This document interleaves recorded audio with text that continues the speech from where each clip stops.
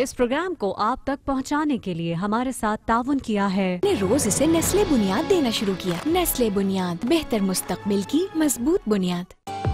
सेहत पर अब नो समझौता। कर्नोलिव। पावरफ्लेक्स 2, नेचर 0। इश्तराक में शामिल हैं Rock on with Yamaha YBR 125. Yamaha revs your heart.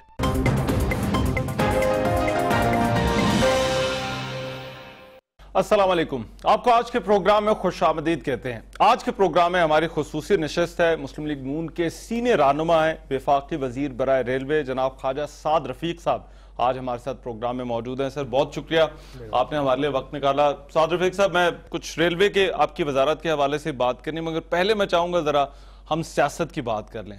Khwaja Sahab, Panama case का फैसला अब आया है और इस फैसले पर जो मिला जुला रद्द-ए-अमल आ रहा है, क्या इस फैसले के बाद मियां साहब या हुकूमत पर कोई फर्क पड़ा है, या जिस तरह से कहा जा रहा है कि मियां साहब इस फैसले के बाद कमजोर हुए हैं?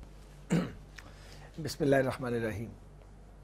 देखिए, बाज़ औक़ात जो नज़र आ रहा होता है वो होता नहीं है, और बाज़ औक़ात मुश्किलात और आजमाइशें आपके लिए नई अपॉर्चुनिटी क्रिएट करती हैं। तो हम ये समझते हैं कि ये जो हम पे पैदर पे हमले किए गए हैं हमारी हुकूमत को गिराने के लिए या हमें काम न करने की इजाज़त देने के हवाले से, इमरान खान साहब और अब उसमें ज़रदारी साहब भी शामिल हैं, और कुछ लोग हैं जो मीडिया हाउसेज़ में बैठे हुए ये काम करते हैं, या और भी ऐसे लोग हैं जो यही अदाकारी करते हैं, मुख्तलिफ़ जगहों पे मौजूद हैं।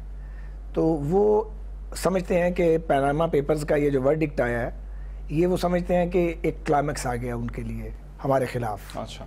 और हम ये समझते हैं कि वो इल्ज़ामात जो बार बार लगाए गए हैं उनको साफ़ करने की एक अपॉर्चुनिटी हमको मिल गई है। बाकी पाकिस्तान की सियासत में अब तो हमारी भी खाल बहुत मोटी हो गई है। अच्छा। तो गालियाँ पड़ती हैं यहाँ पे, झूठ भी सुनना पड़ता है, झूठे इल्ज़ाम भी सहने पड़ते हैं। अगर हिम्मत है और हौसला है तो आदमी फेस करता है, वरना ये काम ना करे कोई और काम कर ले जाके। अच्छा, तो मियां साहब आपको लगता है कि क्या ज्यादा मजबूत वजीर आजम बने हैं इसके बाद, या कहीं ना कहीं पर जो है वो डेंट पड़ा है? देखिए, इसका फैसला अगर फेयरली कहा जाए तो वो तो 2018 का इलेक्शन करेगा जिसमें अब 1 साल से कुछ अरसा ज्यादा बाकी है। तो लेकिन हम ये समझते हैं कि जब आप पर दबाव बढ़ाया जाता है तो आप अपनी कारकर्दगी बेहतर बना के उसका जवाब देते हैं। तो जो मुखालफीन हम पर हमला कर रहे हैं या हमारा हांका करने की कोशिश कर रहे हैं, उनके चूंकि अपने पल्ले कुछ नहीं है कारकर्दगी के हवाले से, तो हमारा काम ज्यादा मुश्किल नहीं है। अच्छा, इमरान खान साहब कहते हैं उन्हें 10 अरब रुपए की ऑफर की गई खामोश रहने के लिए, क्या वाकई कोई ऐसी ऑफर खान साहब को की गई थी? देखिए जी, ये इमरान खान के बारे में मैं हमेशा ये समझता हूँ कि उनको किसी दुश्मन की ज़रूरत नहीं है, वो अपने लिए खुद ही बहुत काफ़ी है। अब वो बहुत बड़े आदमी हैं, एक जमात के सरबराह हैं। अब उन्हें चाहिए कि वो बताएं कौम को कि 10 अरब रुपए की पेशकश किसके जरिए की गई, कब की गई, क्या हवाला था, क्या पस मंज़र था। क्योंकि वो अगर ये नहीं कहेंगे तो सारे लोग ये समझेंगे कि झूठ बोलते हैं, और अगर वो वाकई झूठ नहीं बोल रहे, जो कि मुझे तो मालूम है झूठ बोल रहे हैं अच्छी तरह, क्योंकि कौन पागल है उनको इस तरह की ऑफर करेगा और किस लिए करेगा। तो इमरान खान साहब को सामने ले आना चाहिए, छुपाने की क्या ज़रूरत है, ताकि दूध का दूध पानी का पानी, और देखें कौन किसकी कीमत लगाना चाहता है। आपको क्या लगता है खान साहब ने फिर ये बात क्यों की? खान साहब की बहुत सारी बातों का कोई सर पैर नहीं होता, कोई नई पहली बार की है उन्होंने। वो जो कान में आके विस्पर करता, धरने में देखा नहीं, कान में आके लोग फुसफुस करते थे, इमरान खान तकरीर शुरू कर देते थे। तो ये उनकी, मगर आप ये कह रहे हैं कि उसकी तहकीकात होनी चाहिए, खान साहब को पूछा जाना चाहिए। अब हम इसके पीछे पड़ेंगे। अच्छा। क्योंकि ये उसकी सॉफ्ट बैली है, झूठ बोला उसने, तो वो ये इमरान समझे कि क्या है कि छूट जाएगा, छूटेगा थोड़े। अब हम इसके पीछे पड़ेंगे और उस पर ये मुतालबा करेंगे कि बताओ 10 अरब की पेशकश किसने की है तुम्हें, हमें ये करना चाहिए ना। ठीक, सही। मगर ये शरीफ फैमिली पे या मुस्लिम लीग नून पे इस फैसले का जो असर है, हम ये भी सुन रहे थे कि रिव्यू की बातें हो रही हैं, असर नौ इसके नजरसानी की अपील दायर करने पर भी गौर हो रहा है।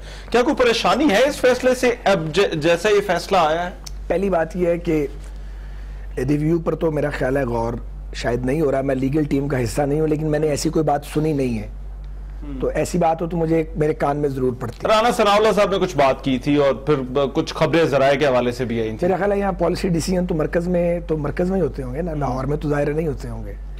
तो दूसरी बात यह है कि इस फैसले के हवाले से पहली बात यह है कि फैसला वो है जो मेजॉरिटी का फैसला है, ये पूरी दुनिया की रवायत है, और अब तो चीफ जस्टिस ऑफ पाकिस्तान ने भी इसको बयान कर दिया है इमरान खान साहब के सामने।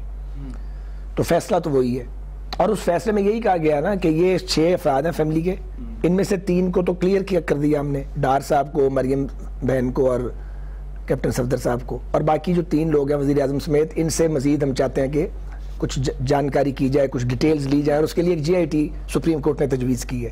تو ہم خود کیا کہہ رہے تھے، یہ تو وہی بات ہے جو 1 سال پہلے ہم کہہ رہے تھے کہ سپریم کورٹ کو کہ کمیشن آف انکوائری بنائیں اور ہم سے بھی پوچھیں اور ان سے بھی پوچھیں، کیونکہ آف شور کمپنیاں صرف حسن اور حسین کی تو نہیں ہے، جہانگیر ترین، علیم خان اور عمران خان کی اپنی ہے۔ یہ الگ بات ہے کہ ہم سے تو پوچھ لیا گیا ہے، اور عمران خان کا مقدمہ جو ہے وہ سپریم کورٹ میں، آنریبل سپریم کورٹ میں ڈیپ فریزر میں رکھا ہوا ہے، اب وہ انہوں نے چلانا ہے نہیں چلانا ہے، ہمیں تو اتنی مجال نہیں ہے کہ ہم کہیں صاحب آپ حکومت ہیں، حکومت تو کچھ بھی کر سکتی ہے۔ نہیں، کچھ نہیں کر سکتی۔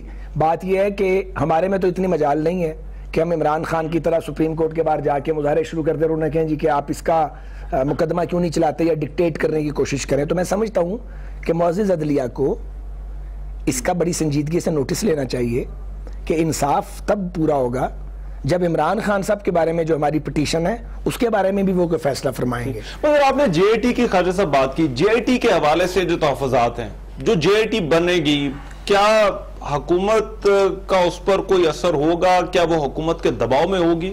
دیکھیں حضور، تحفظات تو پھر لوگوں کے ہوتے ہیں۔ جب آنریبل سپریم کورٹ کے بینچ نے کام شروع کیا تھا اور ابھی فیصلہ بہت دور تھا، تو آنریبل سپریم کورٹ کے اس بینچ کے بعض آنریبل ممبران کے ریمارکس جو تھے وہ ایسے تھے جو قانون کے مطابق نہیں تھے، اور ایسے ریمارکس تھے جن کی ضرورت نہیں تھی، ان کالڈ فار تھے۔ اس سے اندازہ بھی ہو رہا تھا کہ ایک جج صاحب جنہوں نے فیصلہ کرنا ہے، اگر وہ پہلے اپنا مائنڈ دے دیں تو فیصلہ کیا کریں گے۔ مگر ہم نے کسی بات پہ بھی اعتراض نہیں کیا، ہم نے بینچ کی حیثیت پہ کسی مرحلے پر اعتراض نہیں کیا۔ مور اوور وہ مینٹینیبلٹی جو ہمارا فنڈامنٹل رائٹ تھا کہ آپ اس کو، یا ایڈمیزیبلٹی کہ آپ اسے سن سکتے ہیں کہ نہیں، ہم نے اس کی بھی آڑ نہیں لی جو عمران خان نے الیکشن کمیشن نے لی ہوئی ہے۔ تو بات یہ ہے کہ GIT ہم نے نہیں بنانی، نہ ہم نے بنانے کا حکم دیا ہے، یہ اسی آنریبل بینچ نے بنائی ہے جس کے 2 آنریبل ججز نے بہت کچھ لکھا ہے ہمارے بارے میں، جس سے یقیناً لکھنے پر بھی ہمارے تحفظات ہیں، کیونکہ لوگ سارے ایسے ہوں گے جو سب آپ کے انڈر آئیں گے۔ اجازت دیں ذرا بولنے کی۔ مثال کے طور پہ گاڈ فادر جیسے ایک ناول کا حوالہ دینا، ہم نہیں سمجھتے یہ کسی طور پہ مناسب تھا، لیکن دیا گیا، ہم نے ریئیکٹ نہیں کیا، ہم نے اس کو سارے فیصلے کو اور 5 ججوں کی تحریر کو اس کو ہم نے ڈائجسٹ کر لیا اس کو، اور ہم آگے بڑھ گئے۔ اب بات یہ ہے کہ جو GIT کی بات ہے، کیوں اس کی وجہ ہے، کیوں کیا، کوئی احسان نہیں کیا کسی پہ۔ ہم نے عدالتی پروسیڈنگ سے پہلے کہہ دیا تھا کہ ہم عدالت کے فیصلے پر منوان عمل کریں گے، کہا تھا نا، یہی بات خان صاحب، سراج الحق اور شیخ رشید نے بھی کی تھی، سب نے ایگری کیا تھا۔ اب جب سب نے ایگری کیا تو جو پارٹ سپریم کورٹ کے فیصلے کا محض اوپینین ہے 2 ججز کی، آنریبل ججز کی، اس کو تو لے کے تو آپ اس کی دھول اڑاؤ، اور جو میجورٹی کا ڈیسیژن اور اصل ڈیسیژن ہے جس پہ ان 2 آنریبل ججز کے بھی سائن ہیں، اس کو تم تسلیم نہ کرو۔ تو یہ ڈبل سٹینڈرڈز ہیں۔ اگر ہم نے سارا فیصلہ منوان مانا ہے، آپ کو بھی، ہمارے مخالفوں کو بھی سارا فیصلہ منوان ماننا چاہیے، اور سپریم کورٹ کی یا پاکستان کی سلامتی کے ذمہ دار اداروں کی بیشنگ نہیں کرنی چاہیے کہ آپ کی سیاست چلے اس سے۔ آپ نے ایک بیان دیا تھا، آپ نے کہا تھا کہ تحفظات ہیں آپ کو اس فیصلے کے اوپر، کیا تحفظات کیا تھے آپ کے؟ اختلافی فیصلہ کوئی نہیں ہے، فیصلہ تو ایک ہی ہے جس پہ 5 آنریبل ججز کے دستخط ہیں۔ 2 معزز جج صاحبان نے جو اپنے اوپینین دی ہے، وہ 2 آنریبل جج بھی بڑے دیانتدار اور صاحب الرائے مشہور ہیں۔ اب میں ان کے بارے میں نیگیٹو بات شروع کر دوں تو بہت بری بات ہوگی نا۔ اچھا، اب اگر ہمیں ان کی لکھی ہوئی تحریر یا ان کا موقف اس سے ہم ایگری نہیں کرتے تو کیا اس کا مطلب یہ ہے کہ ہم ان کی عزت میں کمی کرنے کی باتیں کریں؟ تو یہ نہایت نامعقول حرکت ہوگی ہماری سائٹ سے، ہم نے ایسی حرکت نہیں کی۔ اور خاص طور پہ جو جسٹس کھوسا صاحب ہیں، ان کی فیملی کو تو ہم جانتے ہیں، وہ تو بڑے ہی ڈیڈلی آنیسٹ لوگ ہیں۔ ان کے ریمارکس جو ہیں بعض پروسیڈنگ کے دوران، ان سے ہم ہرٹ ہوتے تھے اور ہم فیل کرتے تھے کہ یہ ریمارکس جو ان کی ضرورت نہیں تھی۔ اسی طرح جو انہوں نے اپنے فیصلے میں جہاں سے وہ ایک ناول کا ذکر کیا، وہ کردار پاکستان کی سیاست میں کم از کم نواز شریف صاحب کے حوالے سے فٹ نہیں ہے۔ ایک اور بات بھی ہے، خوش قسمتی ہر بار کسی جرم کا نتیجہ نہیں ہوتی، خوش قسمتی تو سبوں کو ملتی ہے۔ کوئی وزیر اعظم بنتا ہے، کوئی سپریم کورٹ کا جج بنتا ہے، کوئی وزیر بنتا ہے، کوئی جرنیل بنتا ہے، کوئی IG بن جاتا ہے، کوئی چیف سیکرٹری بن جاتا ہے، لوگ بنتے ہیں اور اللہ تعالیٰ کے کرم سے بنتے ہیں۔ لیکن میں کہنا یہ چاہ رہا ہوں کہ ہمارے تحفظات اس تحریر پہ یا بعض کنٹینٹس پہ تھے جو اوپینین تھی، لیکن میں پھر کہوں گا وہ دونوں جج بھی نہایت آنریبل ہیں، نہایت صاحب الرائے ہیں، نہایت پروفیشنل ہیں، اور ہمیں یقین ہے کہ وہ موٹیویٹ نہیں کیے جا سکتے. اب دیکھیں میں ان لوگوں کی تعریف کر رہا ہوں کہ وہ جنہوں نے ہمارے خلاف لکھا ہے, لیکن ان کی بھی تقدیس, ان کی عزت, ان کی رسپیکٹ وہی ہے جو باقی آنریبل ججز کی ہے. ابھی ہم بیشنگ شروع کر دیں یا ہم زومانی جملے بولنے شروع کر دیں تو بری بات ہے. 5 ججوں کے فیصلے کو آپ کو ماننا ہے, بھلے وہ پی ایم ایل این ہو, بھلے وہ پی ٹی آئی. آپ نے یہ بھی کہا تھا کہ عدلیہ پر دباؤ جو تھا وہ بہت زیادہ تھا, یہ آپ نے اپنی پریس کانفرنس میں بات کی. دباؤ تو سر حکومت کی طرف سے آ سکتا ہے, عمران خان کس طرح سے عدلیہ کو دباؤ میں لا سکتے ہیں؟ دیکھیں بات یہ ہے کہ حکومتوں کا عدلیہ پر دباؤ ڈالنے کا باب الحمدللہ بند ہو چکا ہے, اور یہ چیپٹر کلوز کرنے میں بھی میاں محمد نواز شریف کا کردار سب سے زیادہ ہے. کیونکہ اگر عدلیہ کی بحالی کی تحریک کے لیے نواز شریف صاحب باہر نہ نکلتے تو معذرت کے ساتھ اکیلے وکلا اس کو منطقی انجام تک نہیں پہنچا سکتے تھے. اور سب کو پتا, اور آپ کو بھی پتا ہے کہ جب ہم لاہور سے رکاوٹیں توڑ کے نکلے تھے تو گجرانوالے تک آتے ہوئے ججز, آنریبل ججز بحال بھی ہوئے تھے سارے, اور ایک اتھارٹی بھی واپس آئی تھی. تو ہم نے بڑی سٹرگل کی ہے آج کی عدلیہ کی آزادی کے لیے. ہم کبھی بھی نہیں چاہیں گے یہ کمپرومائز ہو, بھلے فیصلے ہمارے حق میں آئیں یا ہمارے خلاف آئیں, یا کوئی اوپینین ہمارے خلاف آئے یا ہمارے حق میں آئی. عدلیہ کا حق ہے, ان کا فنڈامنٹل رائٹ ہے. ہاں جب کوئی ایسے ریمارکس دیے جاتے ہیں جو ہم سمجھتے ہیں کہ یہ جملے بولنے والے نہیں ہیں, یہ تو ججز کے لیے نہیں ہوتے, یہ سیاستدانوں کے لیے ہوتے ہیں, تو ہمیں اچھا نہیں لگتا. میں جنرل بات کر رہا ہوں, یہ کسی ایک کے لیے نہیں کر رہا, لیکن اس پہ ہم ریئیکٹ نہیں کرتے. مگر خالد صاحب اب دباؤ کی جہاں پر بات آتی ہے, وہ تو یہ کہہ رہے ہیں کہ مسلم لیگ نون نے جو ہے وہ انفلوئنس کرنے کی کوشش کی, آپ کے وہ لاہور میں جو ہے وہ آپ کی تصویروں کے ساتھ جو ہے وہ وہاں پر بینے لگے. میں پھر عرض کروں گا کہ موجودہ عدلیہ پر جو یہ اعلیٰ عدلیہ ہے, اس پر حکومت تو اثر انداز ہونے کی قابل نہیں ہے, کسی کی بھی حکومت ہو. وہ ہم سے پچھلی حکومت تھی, وہ بھی سب کو پتہ ہے, یا ہماری حکومت ہو, اور یہ اچھی بات ہے. لیکن یہ جو آنریبل جج ہوتے ہیں حساس ہوتے ہیں, یہ سیاستدان یا سیاسی کارکن نہیں ہوتے کہ سینڈ بیگ بنا لو اور تماشا لگا دو جا کے عدالت کے باہر. وہ مطلب وہ ایک غیر جانبدار لوگ ہوتے ہیں, انہیں ایک رائے قائم کرنی ہوتی ہے, انہیں ایک ماحول چاہیے ہوتا ہے, سازگار ماحول جس میں وہ آزادانہ فیصلے کریں. انہیں بھی اپنی عزت پیاری ہوتی ہے, وہ یہ تو نہیں فیصلے کریں آزادی کے ساتھ اپنی سوچ کے مطابق, اور ایک فریق جو ہے وہ ان کو ٹارگٹ کرنا شروع کر دے یا انہیں ڈس آنر کرنا شروع کر دے یا کیمپین ان کے خلاف شروع کر دے, تو اس سے پھر عدلیہ کی آزادی کمپرومائز ہوتی ہے. عدلیہ کی آزادی ایگزیکٹو آرڈر سے صرف کمپرومائز نہیں ہوتی, عدلیہ کی آزادی کمپرومائز ہوتی ہے جب آپ کے بعض ٹی وی چینلز پہ بیٹھ کے بعض سو کالڈ اینکرز ججز کے مائنڈ کو خود سے ریفلیکٹ کرنے کی کوشش کرتے ہیں, تب بھی آزادی کمپرومائز ہوتی ہے. جب ججز کے ریمارکس کو ٹوسٹ کر کے سیاسی مخالفین اپنے مخالف کے خلاف استعمال کرتے ہیں, ان کی آزادی تب بھی کمپرومائز ہوتی ہے. جب روز یہ منڈوا لگاتا ہے عمران خان وہاں پہ جا کے, اور سراج الحق صاحب اور شیخ رشید سپریم کورٹ کے باہر, جس کے بعد ہمیں مجبوراً کبھی کبھی جا کے سینئر لوگوں کو ان کا جواب دینا پڑتا تھا کہ اگر جواب نہ دیتے تو لوگ ہمیں کہتے تم گونگے ہو, تو ہم نے یہ کام شروع نہیں کیا تھا. بے تو سارے کر رہے تھے, مگر اب عمران خان صاحب میں بریک پر جانا ہے, مگر اس سے پہلے ایک سوال. اب خان صاحب نے جلسوں کا اعلان کیا, ایک شیڈول جو ہے وہ لمبا چوڑا شیڈول جو ہے وہ جاری کیا گیا ہے. جے ٹی بھی یہ عمل بھی چلے گا مگر ساتھ ان کے جلسے بھی چلیں گے. یہ حکومت کے لیے کوئی پریشانی ہے ان کے جلسے؟ یہ فیصلہ عمران صاحب نے کرنا ہے, وہی کریں گے, اور ان کی پارٹی اگلا سال سوا سال جو الیکشن کا سال ہے اس کے اندر انہوں نے کیسے جانا ہے. ہمارا سمجھنا یہ ہے کہ وہ یہ جانتے ہیں کہ ہمیں گالیاں دے کے, ہماری ٹانگیں کھینچ کے اور ہمیں گندا کر کے وہ 2018 کے الیکشن میں جائیں گے. ہم یہ سمجھتے ہیں کہ ہماری مرکز میں حکومت ہو یا صوبہ پنجاب میں یا بلوچستان میں حکومت ہو, ہمیں کام کی بنیاد پہ جانا ہے. اب یہ اپنا اپنا ایجنڈا ہے. عمران خان اگر کے پی کے میں کام کرنے کی بجائے ہمیں ابیوز کرنے پہ ٹارگٹ کرتا ہے تو یہ 2018 میں فیصلہ ہوگا کہ گالی کی سیاست جیتی یا کارکردگی کی. رائٹ خواجہ صاحب, ایک بریک لینی, مگر بریک کے بعد میں چاہوں گا پیپلز پارٹی اور یہ جو استعفے والا مطالبہ کیا جا رہا ہے اس پر خواجہ صاحب سے بات ہوگی. اس بریک کے بعد ہم واپس آ رہے ہیں. بریک کے بعد پروگرام میں ایک مرتبہ پھر سے خوش آمدید. مسلم لیگ نون کے سینئر رہنما وفاقی وزیر خواجہ سعد رفیق آج ہمارے ساتھ, ان کی خصوصی نشست ہے. خواجہ سعد رفیق صاحب, بریک پر جانے سے پہلے میں نے کہا کہ اب آصف زرداری صاحب اور پیپلز پارٹی کے حوالے سے بات ہو جائے. پاناما لیکس کا جو فیصلہ کیس سے پہلے وہ بڑے خاموش بیٹھے تھے, مگر اس کے بعد ہم نے دیکھا کہ وہ ایک دم سے آپ کے خلاف میدان میں آئے اور بڑی سخت باتیں انہوں نے کی ہیں. یہ کیوں ہو رہا ہے؟ یہ تو بڑا سادہ ہے, یہ تو کوئی مشکل الجبرے کا سوال نہیں ہے جو زرداری صاحب کر رہے ہیں. اچھا, اس کی 2-3 وجوہات ہیں, بڑی کلیئر ہیں. ایک پہلی بات یہ کہ ان کی پارٹی ڈائلیوٹ ہو چکی ہے پورے ملک میں سوائے سندھ کے, اور سندھ بھی رورل سندھ میں وہ بچے ہوئے ہیں ابھی تک, جو لگتا کہ بچے ہوئے ہیں, باقی تو فارغ ہو گئے ہوئے ہیں.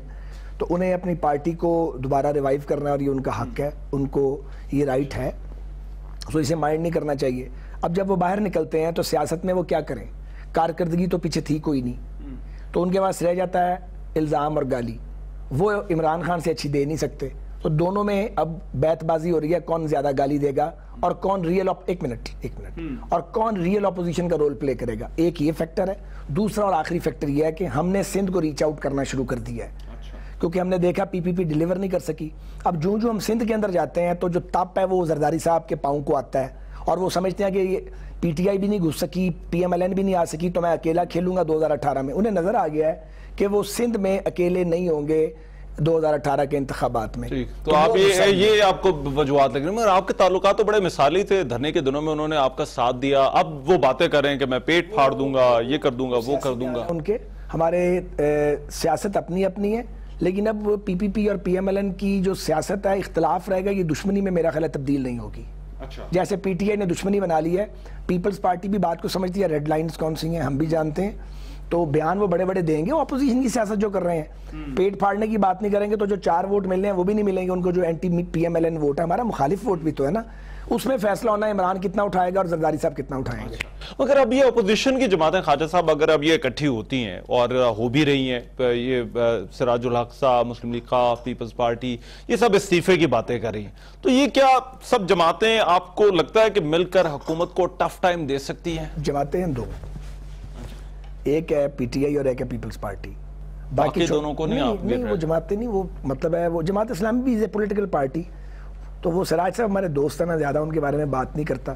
سراج صاحب کا اپنا ایک ویو پوائنٹ ہے, جماعت کا باقی کا اپنا ایک ویو پوائنٹ ہے. مجھے پتہ ہے, میں جماعت کو بہت اچھی طرح پہچانتا ہوں, جانتا ہوں. ان کا چونکہ کے پی کے میں پولیٹیکل بیس ہے سراج صاحب کا, ان کا ذرا اپنا ایک انٹرسٹ ہوگا یا ٹلٹ ہوگا پی ٹی آئی کی طرف. تو دو جماعتیں جو جن کو آپ کاؤنٹ کر سکتے ہیں وہ پی ٹی آئی اور پی پی پی ہے, مین سٹریم جماعتیں. پی پی پی ڈیلیوٹ ہو گئی ہے لیکن ابھی پارٹی تو موجود ہے, وہ ختم تو نہیں ہوئی ہے.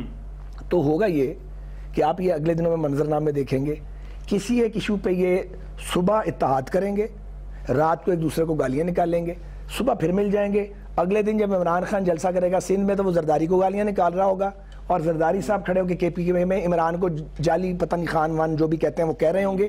یعنی ایک ٹائم گالیاں نکالا کریں گے, ایک پیر اتحاد کیا کریں گے.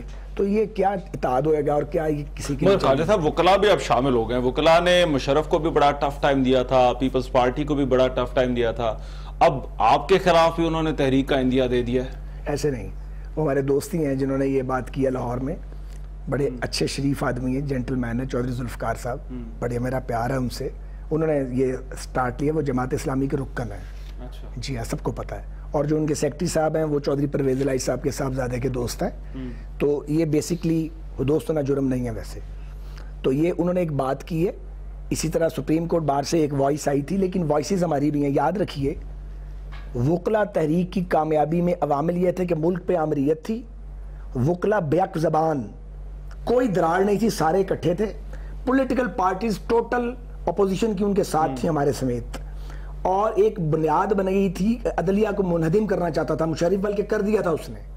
یہاں ایسا کوئی حال نہیں ہے. مگر پیپلز پارٹی کے دور میں جب میاں صاحب نکلے تھے باہر, تو اس وقت دیکھیں نا, میری بات سنیں, پیپلز پارٹی کا جو دور آیا تو ایونٹ ہو چکا تھا, حادثہ ہو چکا تھا, اور ڈیمیجز جو تھے وہ ریکور کرنے تھے. اور اس میں جب ہم نے لانگ مارچ کیا تو جس کی بحالی کا کریڈٹ ہمیں جاتا ہے, وہاں آپ کو سن کے میرے منہ سے حیرت ہوگی, پیپلز پارٹی کو بھی جاتا ہے. میں جھوٹ کیسے بول رہا ہوں؟ ہاں یس, یہ سچ ہے. زرداری صاحب اڑے ہوئے تھے, یوسف رضا گیلانی صاحب جو تھے وہ چونکہ الیکٹڈ پرائم منسٹر تھے, ان کا سٹینڈ تھا کہ ججز کو بحال کریں. بھئی سچ بولنا چاہیے, جھوٹ نہیں بولنا چاہیے ہمیں. سو فرض کریں اگر وہ ججز کو بحال نہ کرتے اور ہم مارچ کرتے رہتے تو ہم نے تو رکنا نہیں تھا, تو یہاں آگے پنڈی کلیش ہو جاتا اور لوگ مارے جاتے. سو جہاں کریڈٹ ہمیں جاتا ہے کہ ہم نے بہادری کی اور نکلے, وہاں کریڈٹ پی پی پی کو بھی یہ کریڈٹ آپ دے رہے ہونے, مگر سی پیک کا کریڈٹ آپ نے ان سے لے لیا. میں بتاتا ہوں. اچھا, وہ اس کا کریڈٹ پی پی پی کے بھی سینئر ایلیمنٹ کو جاتا ہے کہ انہوں نے اپوزیشن کی کال کو ریڈ آؤٹ کر لیا اور پریسٹیج کا مسئلہ نہیں بنایا اور ججز بحال ہو گئے. یہ چیپٹر کلوز ہو گیا جی. ٹھیک. ہاں, عمران کو نہیں جاتا, وہ چھپ گیا تھا کہ یہاں پہ اسلام آباد میں, باہر نکلتا تو اس کو بھی جاتا. اچھا, جماعت اسلامی کو بھی جاتا ہے, ان کے لوگ لاہور سے چلے تھے, لیاقت بلوچ صاحب نے لیڈ کیا تھا, انہوں نے بھی ریزسٹ کیا تھا. سچ بولنا چاہیے. اب آ جائیں سی پیک پہ. سی پیک میں زرداری صاحب غلط بیانی کر رہے ہیں. میں نے کل پرسوں ایک سٹیٹمنٹ بھی دی تھی.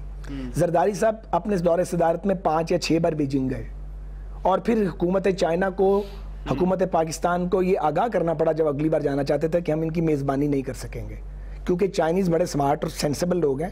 وہ بہت اچھی طرح جانتے تھے کہ موصوف کا ارادہ کیا ہے, ایجنڈا کیا ہے, اور وہ دنیا کی سپر پاورز میں شامل ہیں, وہ کوئی صرف کاروباری لوگ نہیں ہیں. تو وہ کسی ایسی حکومت کے ساتھ کام کرنے کو تیار نہیں تھے جو پیسہ کھا جاتی یا پروجیکٹس کو امپلیمنٹ نہ کرتی. آج کیوں کام تیزی سے ہو رہا ہے؟ اچھا ایک اور بات ہے, زرداری صاحب کا ایجنڈا کیا مطلب آپ کا کہ وہ سمجھ گئے کہ زرداری صاحب کا ایجنڈا کیا؟ کھانے پینے کا تھا نا. زرداری صاحب نے, اگر سی پیک کے وہ مجد ہیں تو بتائیں کہ انہوں نے سی پیک تو نام ہی انٹروڈیوس نہیں ہوا تھا اس وقت. کوئی ایم او یو کیا ہو, معاہدہ تو بہت بڑی چیز, کوئی ایم او یو کیا انہوں نے, تو کہتے ہیں گراؤنڈ ورک سارا انہوں نے. کیا گراؤنڈ ورک تھا؟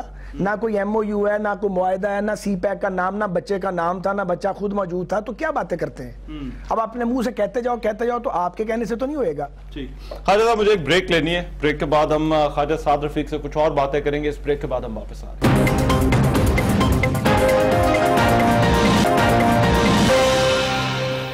بریک کے بعد پروگرام میں ایک مرتبہ پھر سے خوش آمدید. وفاقی وزیر ریلوے اور مسلم لیگ نون کے سینئر رہنما خواجہ سعد رفیق ہمارے ساتھ موجود ہیں. خواجہ صاحب, سیاست سے جڑا ایک اور معاملہ میں چاہتا ہوں اس پہ ہم بات کر لیں, وہ ہے یہ ڈان لیکس والا. کیا اس پر بھی آپ کو لگتا ہے سیاست ہو رہی ہے ڈان لیکس والے معاملے پر؟ ڈان لیکس پر تو سیاست شروع ہوگی چند دن کے بعد. اچھا, کیا وجہ ہے یہ معاملہ کیوں سیاسی بن گیا؟ تو ایک سمپل انکوائری کا معاملہ تھا. یہ معاملہ سیاسی تو وہی بنائے گے نا جنہوں نے سپریم کورٹ کے آرڈر کو متنازع بنانے کی کوشش کی ہے. یہ تو نہیں ہوگا کہ ڈان لیکس پہ انکوائری کمیٹی کا کوئی فیصلہ ہے تو عمران خان صاحب یا زرداری صاحب یا جو معذرت کے ساتھ کچھ صحافت میں جوکرز بیٹھے ہوئے ہیں وہ اس کو نشانہ نہ بنائیں یا اس کے ساتھ اس کے بخیے نہ ادھیڑیں یا اس میں سے پھر ایک لڑائی کرانے کی کوشش نہ کریں. یہ تو ممکن نہیں ہے. نہیں, مگر حکومت کے اوپر کیا کوئی دباؤ تھا اس حوالے سے, ڈان لیکس کے حوالے سے؟ کس چیز کا دباؤ؟ اب کسی بھی قسم کا دباؤ ڈان لیکس کو لے کر. میری یہ ڈومین نہیں ہے اصل میں اس کو ڈیل نہیں کرتا. تو ظاہر ہے اس پہ لوگوں کے مختلف موقف بھی ہوں گے, تھے بھی. تو اب وہ مسئلہ تقریباً سلجھ گیا ہے اور کمیٹی کی رپورٹ آنے والی ہے شاید, تو وہ جو بھی ہوگا اس کے مطابق گورنمنٹ کرے گی. کیونکہ یہ کہا جا رہا تھا کہ حکومت نے شاید یہ معاملہ ٹھیک طرح سے ہینڈل نہیں کیا, یہ ڈان لیکس والا معاملہ جو ہے. پاکستان جیسے ملک میں اتنا آسان نہیں ہوتا حکومت کرنا, حکومت چلانا, بہت سارے کام آپ کو کرنے پڑتے ہیں.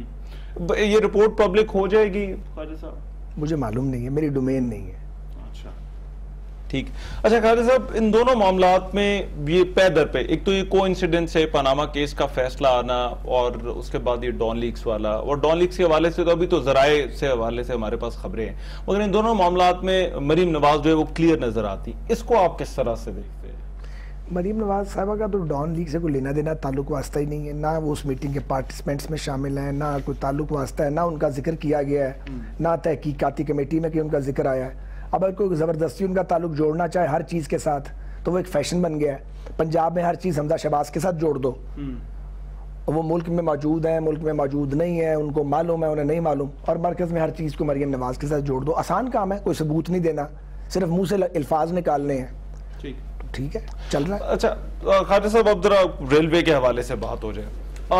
ریلوے کی کارکردگی یقیناً بہت بہتر ہوئی ہے جو ہم سن رہے ہیں, جو اعداد و شمار بھی آ رہے ہیں, مگر حادثات ہوتے رہے ہیں درمیان میں, اور یہ کہا جا رہا ہے کہ یہ ایک بہت بڑا کوشچن مارک ہے. بڑا ہی پرٹیننٹ کوشچن ہے, اور یقیناً جب ایک حادثہ ہوتا ہے تو ہماری ساری ایفرٹ اور کارگزاری جو ہے اس کے اوپر سوالیہ نشان لگنے شروع ہو جاتے ہیں, اور ہمیں اس کی بڑی فکر اور پریشانی ہے. ایک تو سب سے پہلے انسانی جانوں کی, انسانی جانوں کے بعد مالی نقصان جو ہوتا ہے ہمارا یا لوگوں کا, اور اس کے بعد ہمارے جو ڈپارٹمنٹ ہے اس کے امیج کا بھی بڑا ایک لاس ہوتا ہے, اور ہم اس پہ بہت سنجیدہ ہیں. لیکن میں آپ کو بتاؤں کہ بہت بڑے بڑے عذاب ہیں. ایک تو انگریز ایک ایس او پی بنا گیا ہوا ہے, وہ کمال کی ایس او پی ہے, اس کو آپ فالو کریں تو پھر ٹیکنیکلی تو کوئی خرابی نہیں ہے. ابھی تک جو بھی حادثات سیریس ہوئے ہیں ان میں ہم نے ان ڈیٹیل جا کے جائزہ لیا ہے, تو یا چلانے والے کا ایرر تھا, یا جو ٹریس پاسر تھا اس کا ایرر تھا, یا ہمارے کسی سٹاف کے ایرر تھا, جو ایک ہیومن ایرر جسے آپ کہتے ہیں. ہیومن ایرر پوری دنیا میں ہوتا ہے, لیکن یہاں پہ کچھ ہیزرڈ ہے. مثال کے طور پہ اس ملک میں نہیں, سب کانٹیننٹ میں, بنگلہ دیش میں, انڈیا میں اور پاکستان میں ہزاروں کی تعداد میں ابھی بھی ان مینڈ لیول کراسنگ ہے. ہم سے 4 گنا زیادہ انڈیا کے اندر ہے, حالانکہ ان کی ریلوے ہم سے 40 سال آگے چلی گئی ہے, کیونکہ انہوں نے توجہ بہت پہلے دینی شروع کر دی تھی. یہ جو ان مینڈ لیول کراسنگ ہے 2500 کے قریب پاکستان میں 2400 پلس ہے. یہ ان کو مینڈ کرنا اور ان کو سگنل کرنے کی فنڈنگ صوبائی حکومتیں رسپیکٹو دیتی ہیں. یہ لا آف لینڈ ہے, یہ میں نے نہیں بنایا, ہمیشہ کا ہے. اب صوبائی حکومتوں کے پاس بعض اوقات وسائل نہیں ہوتے. پنجاب نے بڑا تعاون کیا ہمارے ساتھ, لیکن فگر بہت بڑی ہے. ہمیں 25 سے 30 ارب روپے چاہیے یک مشت ان کی صرف میننگ کے لیے, یہ جو اور پھاٹک سگنل ہے کے لیے. آپریٹو کاسٹ 2.5-3 ارب سالانہ الگ ہے. اچھا, اب اس کے لیے ہم نے کئی راستے اڈاپٹ کیے ہیں جو میرے دور میں پائلٹ پروجیکٹ تو ہو جائیں گے کیونکہ 1 سال باقی ہے اور ہم چل پڑیں گے. ہم نے نیسکوم سے بھی بات کی ہے, ہم ٹریفک سگنلز لگانے کے اوپر ایفرٹ کر رہے ہیں کہ ہر پھاٹک پہ مینڈ ان مینڈ ٹریفک سگنل ہو جائے. ہوٹر لگ جائے, ٹرین کے آنے سے پہلے ہوٹر بجنا شروع ہو جائے. لوکوموٹیو کے اندر ایک سکرین ہو جہاں پہ آگے کوئی لیول کراسنگ مینڈ ان مینڈ نہر کینال جو کچھ کرو آ رہا ہے وہ اس کے سامنے, اور وہ اندر آواز آئے اردو زبان میں بولے, تاکہ اگر ڈرائیور کبھی نیگلیجنس کا شکار ہے تو وہ آواز اس کو الرٹ رکھے. فوگی سیزن کا بھی ایک پرابلم ہے پاکستان کے اندر, لیکن یار ایک بہت بڑا مسئلہ ہے رحمان صاحب. مگر مجھے آپ کی طرف سے دیکھیں یہ حادثات ہوئے اور مختلف وجوہات ہیں. پھاٹک جو ہے وہ ایک ہے. اچھا چلے آپ بات پوری کر لیں ذرا اس پہ. ایک مختصر میں بات, 12,000 کلومیٹر کا ٹریک ہے. ٹریفک بڑھ گیا ریلوے کا کیونکہ ریلوے چل پڑا ہے. مال گاڑی جو ایک چلتی تھی اب روز کی گاڑیاں جو ہیں وہ 14, 15, 20 مال گاڑیاں چل رہی ہیں.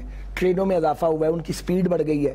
جو ٹریس پاسر ہیں کم از کم اتنی تو مہربانی کریں کہ پٹری سے تو گزرنے کی قانوناً اجازت نہیں ہے, پر اگر وہ مجبور ہیں تو کم از کم لیفٹ رائٹ دیکھ لیں, دور سے ٹرین تو نہیں آ رہی. یا ایون لیول کراسنگ مینڈ ہے یا ان مینڈ ہے, انسان کو اللہ تعالیٰ نے عقل دی ہے, آنکھیں دی ہیں, وہیں باقی لوگ کھڑے ہوتے ہیں, وہ موو نہیں کرتے, ایک آدمی تیزی سے نکلتا اور ہٹ کر جاتا ہے. میں جو آپ سے چیز پوچھنا چاہ رہا تھا, یہ تو آپ کہہ رہے ہیں کہ مطلب یہ مسائل ہیں, مگر اب ان چیزوں کے اقدامات کیا کیے جا رہے ہیں؟ آپ نے میننگ کا کہا, آپ نے کہا یہ بڑا مشکل کام ہے, ریسورس چاہیے, مگر آ بھی رہا ہے یا نہیں آ رہا؟ نہیں آ رہا ہے, لیکن آہستہ آہستہ آئے گا. میں سبز باغ نہیں دکھانا چاہتا. یہ نہیں ہو سکتا کہ اگلے 2 یا 3 سال میں یا 4 سال میں سارے ان مینڈ مینڈ ہو جائیں, ممکن ہی نہیں ہے. لیکن آپ یہ غور فرمائیں کہ پچھلے دور میں جب بلور صاحب تھے تو 7 لیول کراسنگ ان مینڈ سے مینڈ ہوئے تھے, 7. ہمارے ان 4 سالوں میں اب تک تقریباً 100 کے قریب ان مینڈ مینڈ ہو چکے ہیں, اور جانے سے پہلے تقریباً 100 ہم اور کر جائیں گے. یعنی 200 اور 2,500 سے یہ دیکھیں نا, یہاں پر آ جاتی ہے چیز. ادھر آ رہا ہوں. لیکن اگر ایک چیز میں نے انہیرٹ کی ہے تو اس کو میں, اگر آپ سمجھیں نا کہ ایک ٹینیور میں ساری چیزیں ریزالو کر جاؤں گا, یہ نہیں ہوگا. چیزیں امپروو ہوں گی, کچھ ریفارمز مکمل ہو جائیں گی, کچھ ریفارمز انیشیٹ ہو جائیں گی, کچھ درمیان میں ہوں گی. اس کے علاوہ ہم بی او ٹی پہ شہروں میں جہاں ٹریک گزرتا ہے بی او ٹی بیسس پہ انڈر پاس بنانے کا ایک پرپوزل بنایا ہم نے, جس میں ہم پی این ڈی پنجاب کو, سی این ڈبلیو کو اور ریلوے کو انگیج کیا ہوا ہے. وہ ماڈل بن رہا ہے. پھر میں نے آپ کو بھی کہا نیسکوم کے ذریعے ہم سگنلنگ کو, ٹریفک سگنلز کو, ہوٹرز کو, اور کچھ ہم وہ سینسرز لگائیں گے ٹریک کے اندر, تاکہ ٹرین کے آنے سے پہلے پھاٹک پہ الارم ہو جائے کہ ٹرین آ رہی ہے. اگر گیٹ مین سو گیا ہے, انسان ہے نا, یا بیمار ہو گیا ہے, تو گزرنے والوں کو پوری طرح پتا ہو کہ ٹرین آ رہی ہے. پر اگلا کام اگر یہ سب ہم کر لیں, وہ پھر بچنا پیسنجر کا کام بھی ہے. مگر یہ بڑا لمبا چوڑا کام ہے جس طرح سے آپ بتا رہے ہیں, کیونکہ 2,500 میں سے اگر صرف 200 آپ کر کے جائیں گے تو 2,300 تو پھر بھی, اور 150 کر جائیں گے. اس سے زیادہ نہیں کر سکتے فی الحال, اسے وقت لگے گا. مجھے ضرورت نہیں ہے کہ میں غلط بیانی کروں. ایک اور بڑا مسئلہ جو ریلوے کے ساتھ, جو جس طرح سے آپ نے پھاٹک والی بات کی, اسی طرح سے ہے وہ تجاوزات کا مسئلہ ہے. ریلوے کی بہت ساری زمین ہے جو کہ آپ جس پر قبضہ ہے واگزار کرانی ہے, اور اس پر ہر دور حکومت میں ہر منسٹر کی کوشش ہوتی ہے کہ وہ کیا جائے, مگر ہوتا نہیں. آپ کے ٹائم پہ یہ کام کتنا ہوا ہے, کہاں تک پہنچا ہے؟ دیکھیں, ریلوے کی زمین جو ہے وہ ہزاروں, پہلا کام یہ ہوا ہمارے دور میں کہ قبضے نہیں ہوئے. پہلی بار مزید قبضے نہیں ہوئے. اچھا, بہت کہیں چھپ کے کسی نے کوئی ایک مرلہ زمین کہیں قابو کر لی ہو کسی کچی آبادی میں نہیں قسم دے سکتا. قبضے نہیں ہوئے, لوٹ مار نہیں ہوئی. ریلوے کی زمین کی لانگ ٹرم کی لیز 1 مرلہ نہیں ہوئی, 1 فٹ زمین بیچی کوئی نہیں. ہماری جو انکم تھی وہ 4-5 گنا بڑھ گئی ہے, جو رینٹ آتا ہمیں 5 گنا کم از کم بڑھی ہے. مور اوور ہم نے ٹارگیٹڈ آپریشن کی ہیں, اپنے ریٹ کو اسٹیبلش کیا ہے. لیکن بعض صوبوں میں مثلا چمن ایک جگہ ہے, اربوں روپے کی زمین پڑی ہوئی ہے, وہاں لوگوں نے وہاں مورچے بنائے ہوئے ہیں, ان کے قلعے بنے ہوئے ہیں, وہاں میری ریلوے پولیس جا کے تو چھڑا نہیں سکتی. اس کے باوجود ہم نے ایف سی کو کہا, ایف سی کے ساتھ مل کے ہم نے اپنی اربوں روپے کی زمین جتنی واگزار کرا سکتے تھے کرائی. لیکن ایک سول وار تو ملک میں شروع نہیں کرنی نا. پھر ہماری جگہوں پہ کچی آبادیاں بن گئی ہوئی ہیں, کرا سکتے ہیں خالی, پر ان لوگوں کو کتنی بار مہاجر کریں, جو 2-2.5 مرلے کی گھر میں رہ رہا ہے, 4 بچیاں ہیں, 2 بچے ہیں, بوڑھے ماں باپ ہیں, سرکار کی زمین پہ بیٹھا ہوا ہے, روٹی ہوتی پوری نہیں ہوتی, اس کو جوتے مار کے گھر سے نکال دیں, نہیں کر سکتے نا. پروٹیکٹ کرنا تھا ان زمینوں کو, وہ نہیں ہوئی, تبھی تو لوگ یہاں پر آ کر آباد ہوئے نا. ماضی کی لوٹ مار ہو گئی نا جی. دوسری تیسری بات ہے, کچھ لیٹیگیشنز ہیں, کچھ ایسے فراڈ ہوئے ہیں جو جنہیں قانونی شکل مل چکی ہے, لیجٹیمیٹ ہو چکے ہیں, جیسے کہ رائل پام بڑی کھلی مثال ہے. ایک قبضہ ہے جو گارب میں کیا گیا ایڈورٹیزمنٹ کی, تو ہم ساری عدالتوں میں کھڑے ہیں کٹہرے کے اندر, ابھی تک ہمارا فیصلہ تو نہیں ہوا. 3-3.5 سال سے رائل پام کی مینجمنٹ سے لڑ رہے ہیں, وہ بڑے طاقتور لوگ ہیں, ہر جگہ ان کے تعلقات ہیں, ہمیں انصاف نہیں ملا. آپ سے اور حکومت سے کون طاقتور؟ میں ریکارڈ پہ کہہ رہا ہوں نا یہ بات, پہلی بار نہیں کہ 20 بار کی ہے, تاکہ میسیج پہنچ جائے کہ ہمیں انصاف دیجئے, ہمیں انصاف چاہیے, ہمیں انصاف نہیں مل رہا. اور کس طرح کہوں, اردو زبان میں تو یہی کہہ سکتا ہوں نا جناب, حکومت تو بڑی طاقتور ہوتی ہے. آپ بھی ان لوگوں میں سے جو سینئر ترین لوگ ہیں جن کی بات میاں صاحب سنتے ہیں, تو اگر آپ میرے سامنے بیٹھ کے یہ کہہ رہے ہیں کہ وہ لوگ بڑے طاقتور ہیں, تو میں ماننے کے لیے میں تیار نہیں. نہیں, میں پوری بات سنیں میری.